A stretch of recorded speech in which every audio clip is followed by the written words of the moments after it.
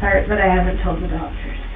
Every time I walked in after somebody had passed away, I always wondered, is this the day I'm going to get caught? When my ex and I broke up, I was already taking the medication for my borderline personality disorder. And I was so angry. And it was like a voice said inside me, I'll use you, don't worry about it. Welcome to today's video. We take a deep look into the mind of a psychopath through Elizabeth Wettlaufer, a seemingly innocent looking nurse with a twisted mind inside her.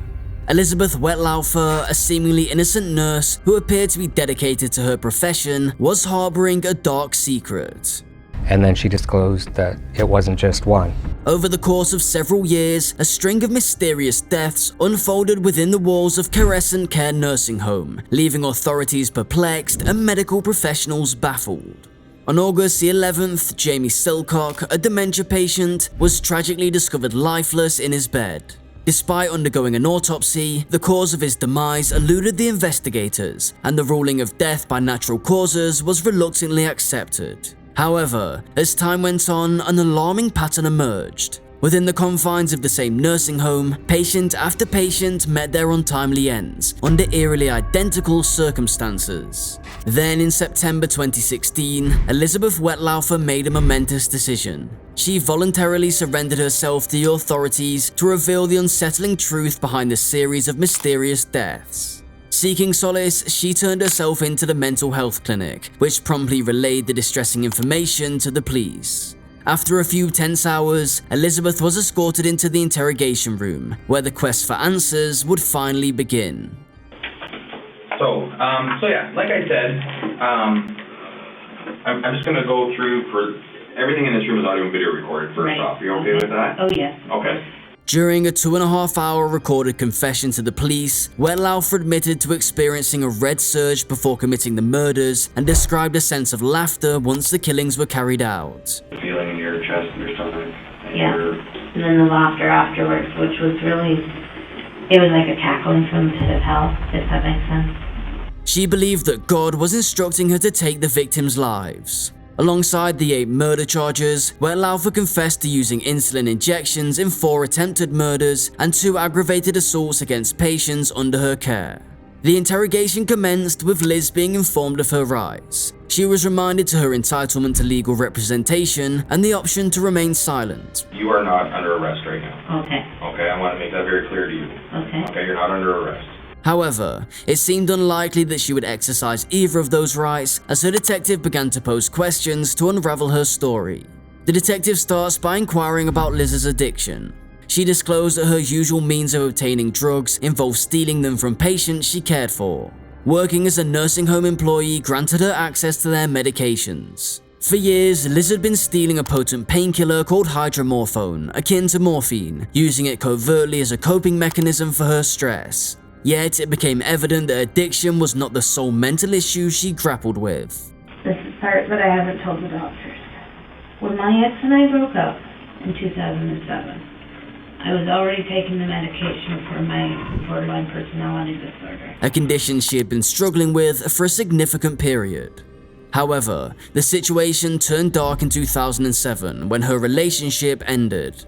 Overwhelmed by anger, an unsettling voice seemed to take hold of her, assuring her that it would handle everything. And I was so angry. And it was like a voice said inside me, I'll use you, don't worry about it.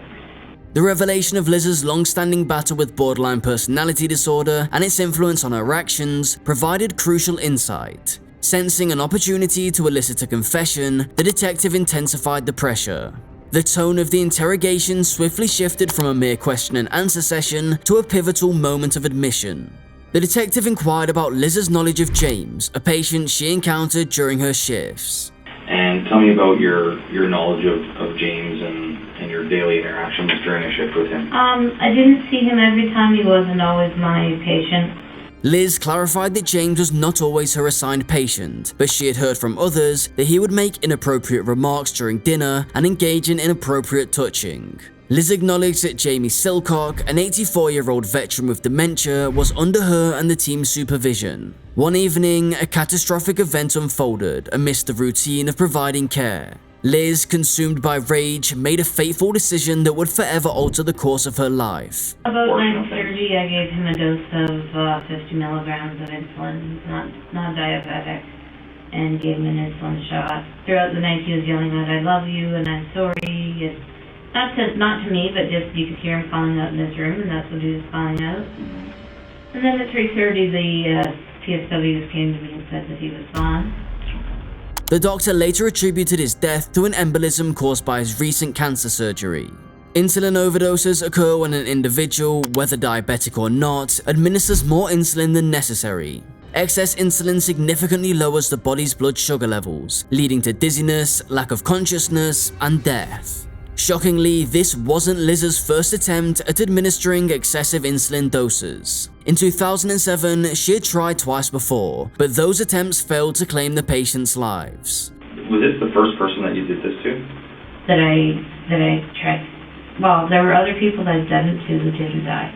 However, her success with Jamie Silcock began a disturbing pattern. Liz confessed that she didn't have a specifically assigned floor to work on then. Instead, she filled in wherever needed. While working with Maurice one afternoon, he also became a victim of Liz's actions. She sensed an urge inside her, prompting her to administer an overdose of insulin shortly after their meal. Maurice's death occurred the following day. When asked about his reaction to receiving the medication, Liz casually replied that she had simply told him the doctor wanted him to take a vitamin shot. Liz had become more calculated in her approach, refining her method by deceiving her victims into believing they were receiving harmless vitamin shots. She had even hinted at a motive, feeling an intense sensation in her stomach that she interpreted as a sign from God, indicating that their time was up and they were meant to die. Throughout the confession, Liz displayed an unsettling casualness, freely sharing details and even laughing while recounting stories about the victims. However, she admitted feeling embarrassed about attributing her actions to God's influence, revealing her concern for maintaining a certain self-image. Though her borderline personality disorder may explain impulsive behavior and disturbed thinking, it is rare for BPD patients to act on such urges. The detective shifted the focus to the specific cases, including Gladys in November 2011, a type 2 diabetic with dementia. Liz described Gladys as spirited and recalled an incident where she defended another resident by punching a man. However, Liz strongly believed that Gladys's time had come, leading her to administer a fatal insulin overdose. Liz also mentioned Helen, who was quiet and determined, seemingly waiting to die. Despite Liz's amicable relationship with Helen, she experienced the familiar urge and decided to overdose on her. The detective inquired whether Liz ever experienced these feelings outside of work, to which she replied in the negative, clarifying that they primarily occurred in the context of her job. Liz's demeanor during the confession remained peculiar, displaying an almost euphoric laughing sensation that emerged as she administered the fatal doses and upon learning of the victims' deaths. This is Helen Young. So this is where you have a bit of a gap again. Yeah. 2011 to 2013 with your successful injections, but there wasn't even any attempt. No. In November 2011. This heightened reaction to immediate gratification aligns with psychopathic traits associated with ASPD. She acknowledged the difference between right and wrong, claiming to have felt terrible after each murder, and even sought help occasionally. Elizabeth Wetlaufer pleaded guilty to all 14 charges against her on June 1, 2017, eliminating the need for a trial. A sentencing hearing followed on June 26, 2017, where victims and their loved ones had an opportunity to share impact statements in court. Many expressed profound emotions of grief, depression, and guilt. In court, Wetlaufer apologized, delivering a straightforward statement expressing her sincere remorse. Justice Bruce Thomas handed down a life sentence to Wetlaufer, with no possibility of parole for 25 years, as her sentence were to be served concurrently. Wetlaufer's case had a profound impact on public trust in the long-term care system in the province. Even before the conclusion of the court case, numerous advocacy groups called for inquiries and answers from the provincial government and the College of Nurses in Ontario. In July 2017, the College of Nurses in Ontario conducted a disciplinary hearing for Wetlaufer, despite her already having surrendered her nursing status. Her registration was permanently revoked during the hearing, effectively barring her from practicing nursing in Ontario ever again. Crescent Care, where Wetlaufer had been employed, notified the college about her termination due to a series of medication errors, including a potentially serious one in 2014. This revelation came after Wetlaufer had already killed 7 victims while working at Crescent Care. The college stating that Crescent reported no underlying concerns about Wetlaufer, which led to no further investigation by the College of Nurses. However, Crescent Care has disrupted this account, claiming that they had submitted a comprehensive 20-page report raising concerns, which was allegedly never followed up on. That's it for today's video. What are your thoughts on this case? Let us know in the comments.